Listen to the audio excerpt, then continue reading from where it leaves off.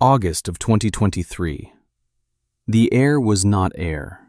It was a weight, a physical presence that pressed down on the land. The sun was not a source of light. It was a weapon.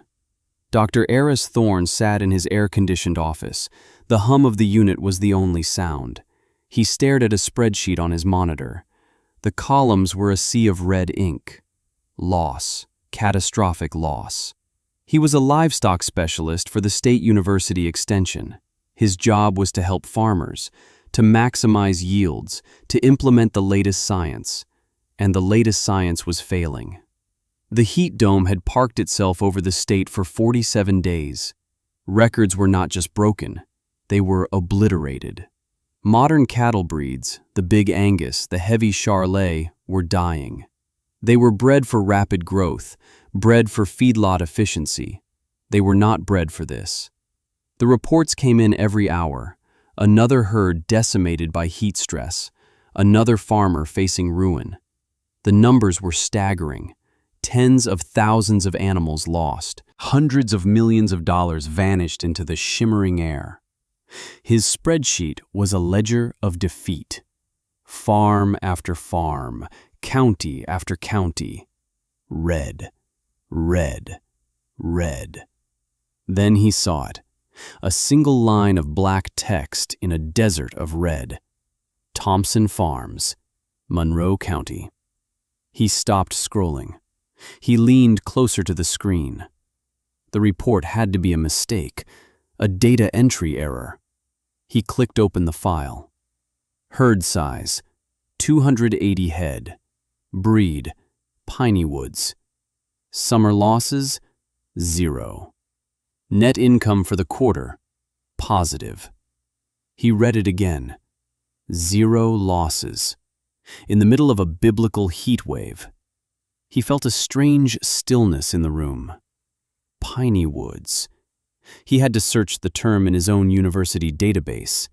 A heritage breed, considered a relic, a historical footnote. Too small, too slow growing for the modern market. Practically unmarketable according to the textbooks he taught from. He picked up his phone. He dialed the number on the file. A woman answered. Her voice was calm.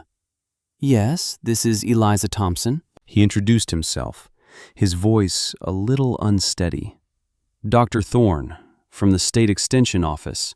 I'm calling about your quarterly report, ma'am." There was a pause on the other end. "Is there a problem?" she asked. "No," he said. "No problem." He looked at the numbers on his screen. He looked at the sea of red surrounding that one black line. I just don't understand your data." He didn't know it. He couldn't have known it. But 40 years before, in another quiet office, a different man had said almost the exact same thing to a much younger Eliza Thompson.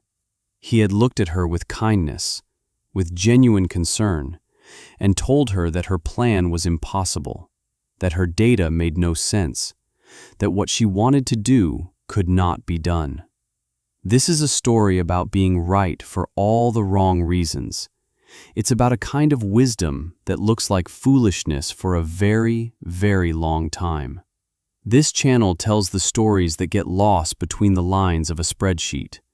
The stories of people who were told no. If you believe in those stories, the ones of quiet persistence, subscribe to this channel. Join us. Because what was happening on Eliza Thompson's farm in 2023, it didn't start with the heat. It started with a refusal. It started in the spring of 1983. Eliza was 22 years old. The farm was quiet, too quiet. Her grandfather, Will Thompson, was gone. He had left her everything he had. 120 acres of rolling Georgia pasture, a farmhouse that needed a new roof, a tractor that leaked oil, and a herd of 18 strange-looking cattle. They were small and wiry. Their coats were a patchwork of colors, red, white, black, brindle. They had wide, curving horns. They looked like something out of an old book.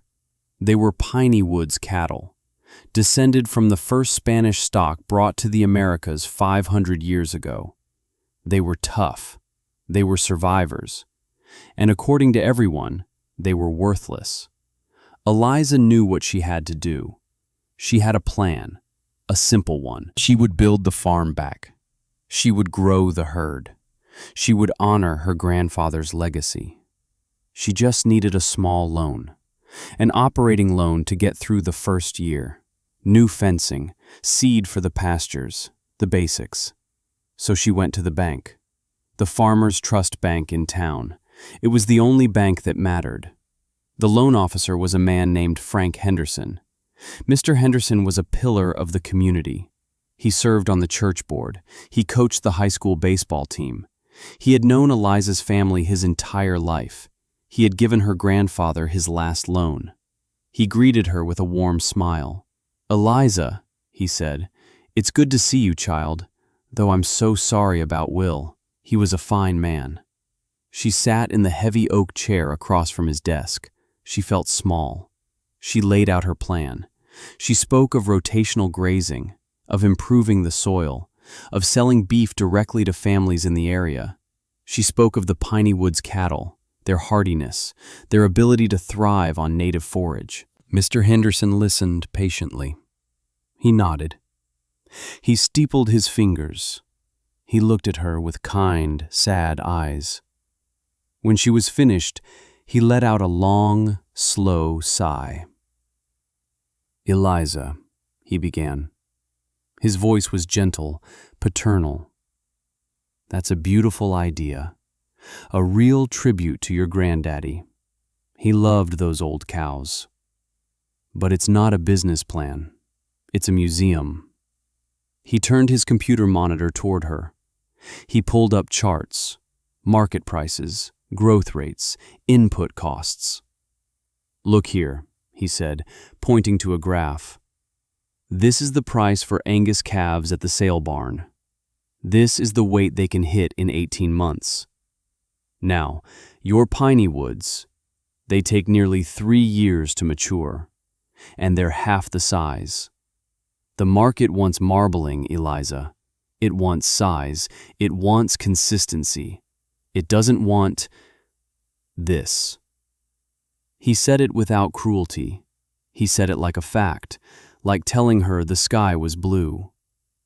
"The bank can't finance a hobby," he said. "My board would never approve it.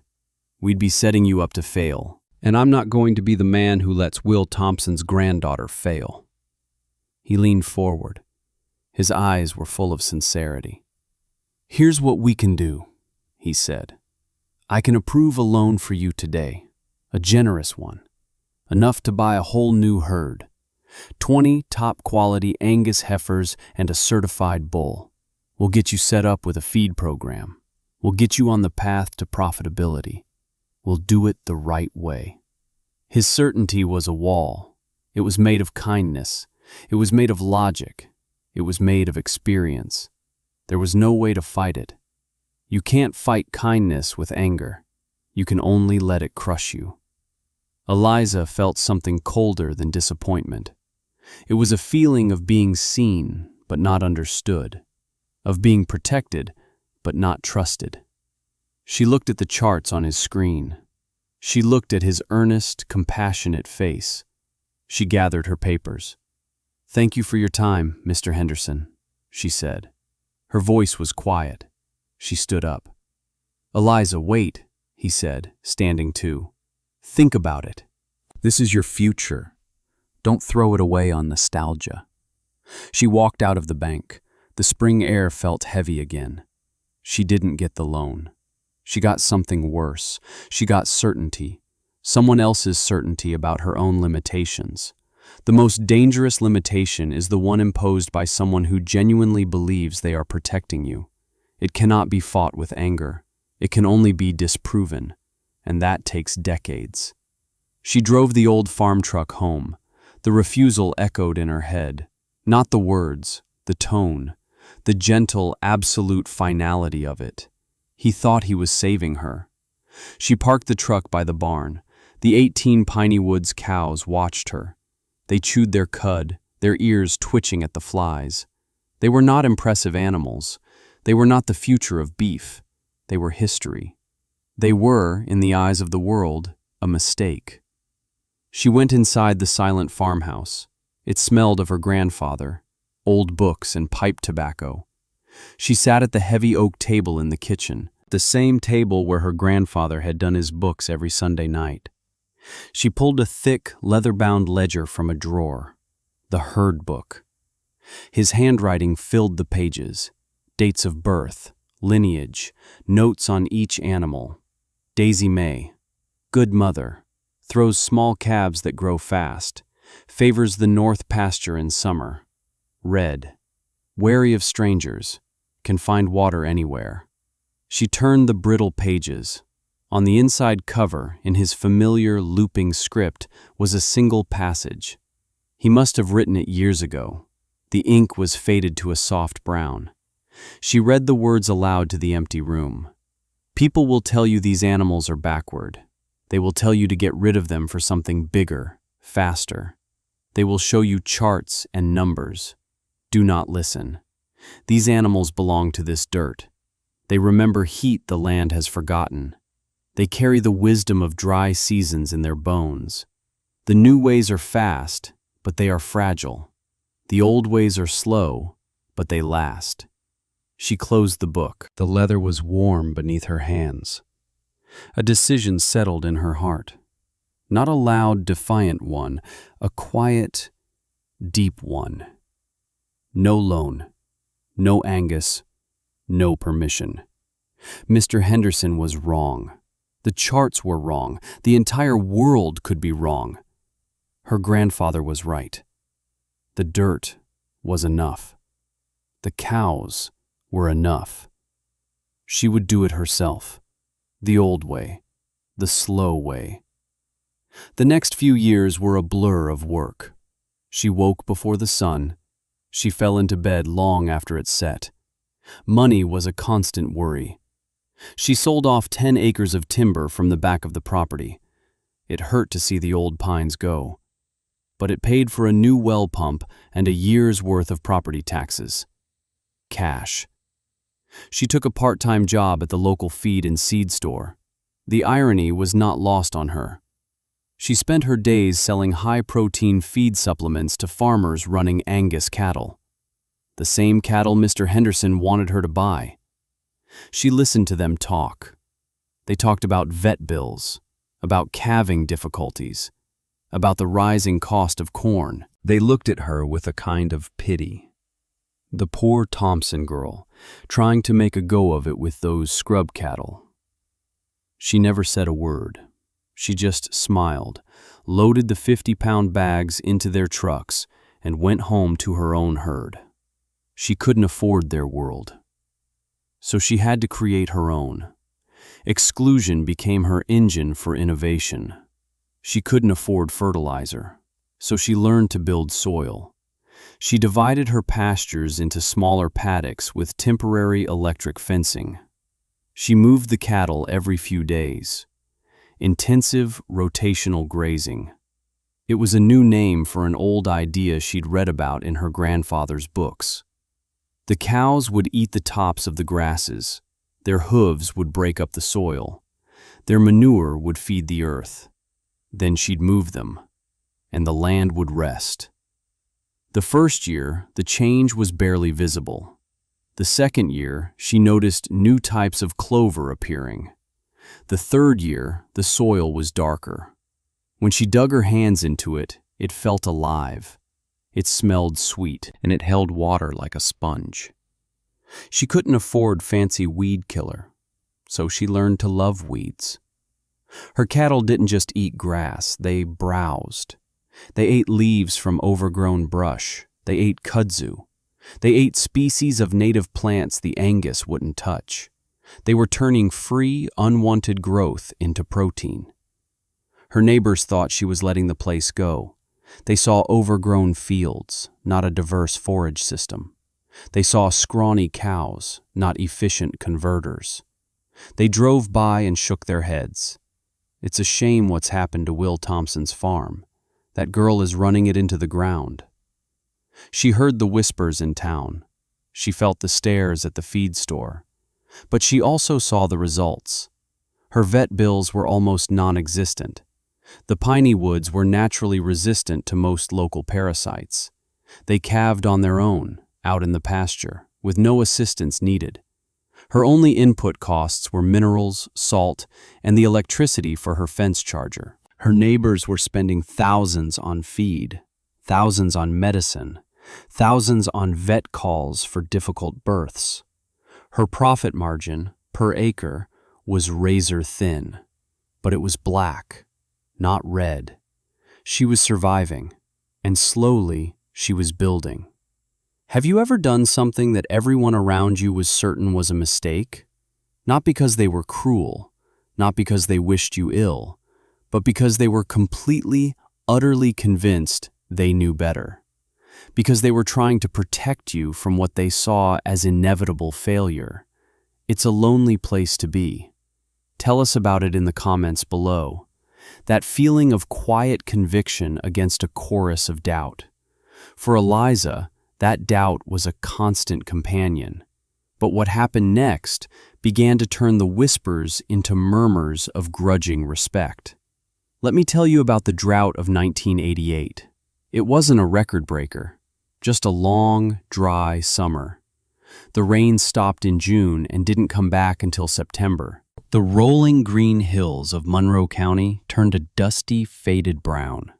The ponds shrank. The creeks ran dry. Eliza's neighbors started to panic. Their pastures were gone. Their Angus cattle stood listlessly in the shade, their ribs starting to show. The price of hay skyrocketed. Trucks started rolling in from out of state, piled high with expensive bales. Farmers were taking out emergency loans from Mr. Henderson's bank just to feed their herds. It was a crisis. But on Eliza's farm, something different was happening. Her pastures were stressed, but they weren't dead. The deep-rooted native grasses she had encouraged were finding moisture deep in the soil. Her land, rich with organic matter, held on to the morning dew. It was a pale green, but it was green. Her piney woods cattle were not just surviving, they were fine. They grazed early in the morning and late in the evening. During the heat of the day, they rested, but they didn't stop gaining weight. They browsed on the drought-stressed trees at the edge of the woods. They were made for this. They remembered. One afternoon, an old pickup truck pulled into her lane. It was Silas Croft, her neighbor to the west. He was in his 70s, a man of few words. He was one of the farmers who had shaken his head at her methods. He got out of his truck and leaned against the fence. He didn't say anything for a long time. He just watched her cattle grazing. Eliza came out of the barn and stood beside him. She waited. Finally, Silas spoke. His voice was gravelly. "Still green," he said, looking at her pasture. Eliza nodded. "My granddaddy used to run cattle like that," he said. He pointed a gnarled finger at one of the cows. "Looked just like the ones we had. We all got told to get rid of 'em in the 60s, told they was no good." He spat on the ground. We listened. He looked at her. His eyes were clear. "You didn't listen." That was all he said. A few days later, he came back. He wanted to buy a steer for his own freezer. He became her first customer. He told his friends, the ones who were old enough to remember. They started buying from her too. They said her beef tasted different. It tasted, they said, like beef used to taste. The younger farmers at the co-op were not convinced. "It's a fluke," they said. "She got lucky with a few deep springs. She's not making real money, just getting by." The doubt was still there. But now it was mixed with something else. A sliver of curiosity, a hint of grudging wonder. And for Eliza, that was enough. It was a start. Because this is where her story stops being about survival and starts being about triumph. The next 30 years were a quiet revolution. It happened slowly, then all at once. The rhythm of her life was the rhythm of the seasons. Work, save, build. 1990. The 40-acre parcel bordering her southern fence line came up for sale. The owner had passed away. His children lived in Atlanta and wanted to sell quickly. Eliza went to the auction. She stood at the back. She made one bid, her final one. It was enough. She paid for it with money she had saved for 7 years. Cash. Her farm was now 160 acres. Her herd was 50 strong. She started a waiting list for her beef. 1995. A neighbor to her east went bankrupt. He was a good man, a hard worker. But he was leveraged to the hilt with the bank. He had bought the best Angus genetics, the most expensive equipment. The drought of '88 had wounded him. Another dry spell in '94 finished him off. Mr. Henderson's bank foreclosed. Eliza bought the 80 acres of pasture land from the bank. She paid less than market value. The bank was happy to get it off their books. She paid in full. Cash. Her farm was now 240 acres. Her herd numbered over 80. Frank Henderson sometimes drove the long way home from church on Sundays. His route took him past the old Thompson place. It wasn't the old Thompson place anymore. It was Eliza's place. He saw the neat fences, the lush, diverse pastures, the colorful cattle grazing peacefully. He remembered the conversation in his office, the charts, his certainty. He felt something he couldn't quite name. It wasn't regret, not exactly. It was a quiet, persistent question mark in the back of his mind. He never stopped. 2002. The ethanol boom began. Corn prices doubled, then tripled. For her neighbors, it was a disaster. Their feed costs went through the roof. They were trapped. They had bred cattle that could not survive without grain. Eliza's costs remained the same. Sun, rain, grass. Her cattle grew fat on what fell from the sky for free. She bought another 100 acres. Cash. She was now running over 120 cows. She had become one of the largest breeders of Piney Woods cattle in the country. Scholars from the university started calling her. They wanted to study her herd's genetics. They wanted to understand her soil management. A world that had dismissed her was now knocking on her door. 2010. She was 49 years old. She owned 550 acres, all of it paid for, all of it debt-free. She was one of the most successful ranchers in the county, and she had done it without borrowing a single dollar from Frank Henderson's bank. She had done it by embracing what everyone else had thrown away. The summers were getting hotter. The droughts were coming more often. Everyone talked about the changing climate. Eliza just kept doing what she had always done. She watched her cattle. She cared for her soil. She remembered her grandfather's words, now etched into her own heart. The old ways are slow, but they last. Her victory wasn't a single event. It was the accumulation of days, of decades of quiet, persistent work. It was the steady, undeniable proof of a thriving farm, a green island in a world that was increasingly turning brown. The reckoning, when it came, was as quiet as everything else in Eliza's life. It was the summer of 2015. Frank Henderson had retired a few years earlier. His son, Frank Jr., now ran the bank. He was a modern banker, MBA, from a fancy university. He believed in data, and the data was bad. A young farmer, one of the bank's biggest clients, was about to go under. He had a massive, state-of-the-art Angus operation, automated feeding systems, computer-monitored irrigation for his pastures, millions of dollars in loans. A flash drought in May had wiped him out. The technology couldn't save him. His pastures were dead. He couldn't afford to buy hay. His cattle were starving. Frank Jr. drove out to Eliza's farm. He didn't call first. He just showed up. He parked his clean sedan next to her dusty farm truck. Eliza met him on the porch. She had seen him grow up. He looked uncomfortable in his suit. He got right to the point. "Miss Thompson," he said. "Eliza, I need your help." He explained the situation with the young farmer. He explained that the bank was facing a huge loss.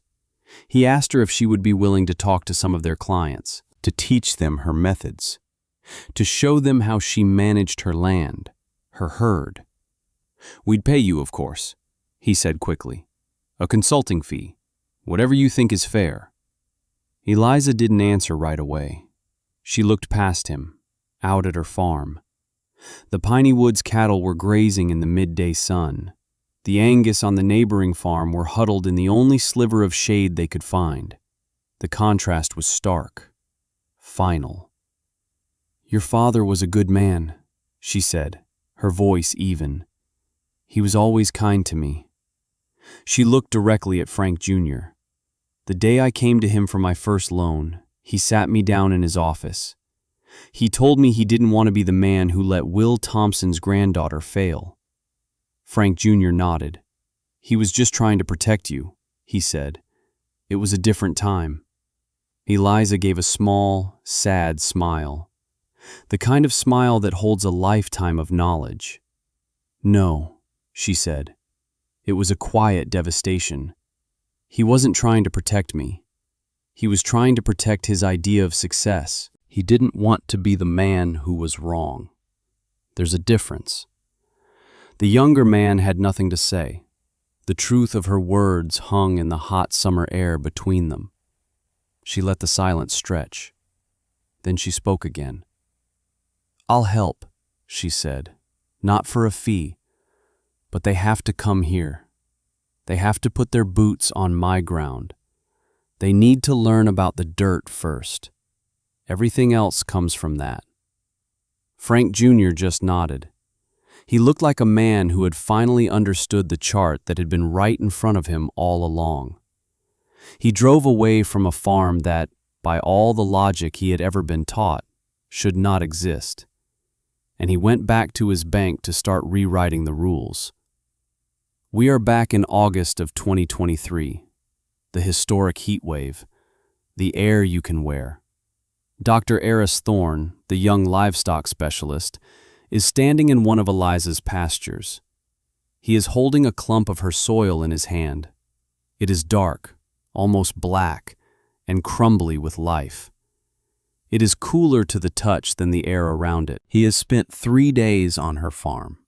He has taken hundreds of measurements: soil temperature, forage density, cattle vital signs. The data is irrefutable. In the worst heat wave in recorded history, her farm is an oasis, an ecosystem in perfect balance. Her water cycle is nearly closed. The rain that falls stays in her soil. Her cattle are not just surviving, they are thriving. Dr. Thorne is here to study her.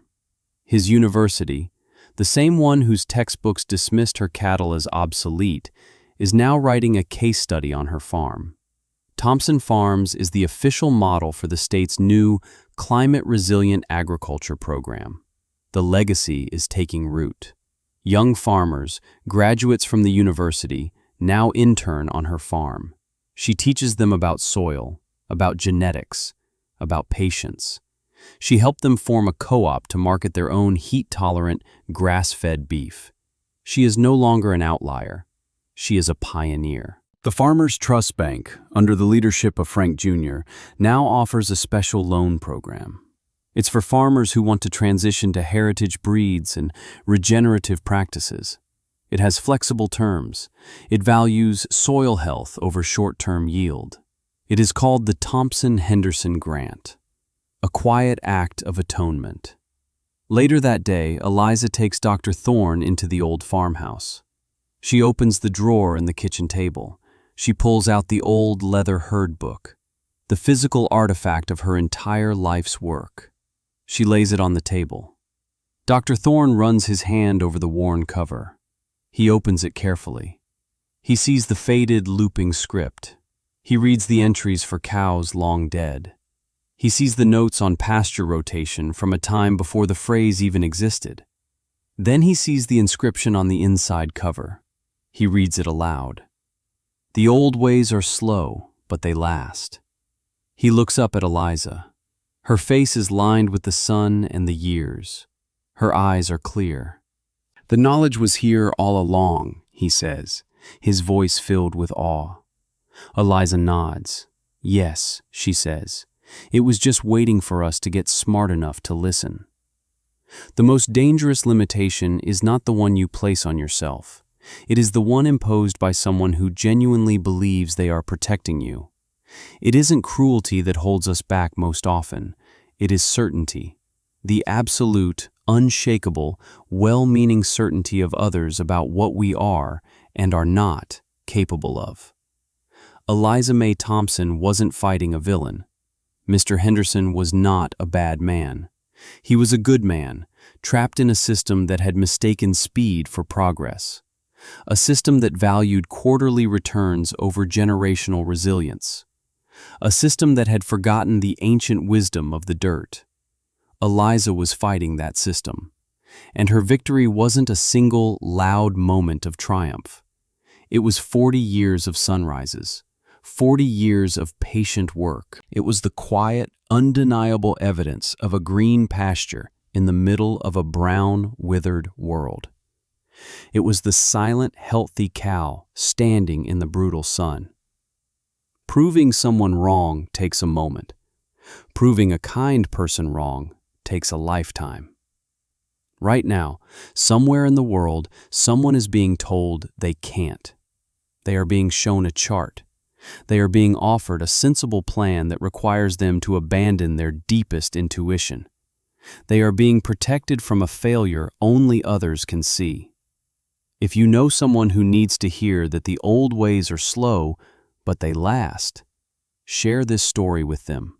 Subscribe to this channel for more stories of quiet rebellion and earned triumph. And tell us in the comments, what is the heritage breed in your own life? What is the thing you believe in that everyone else has told you to give up on? Thank you for watching.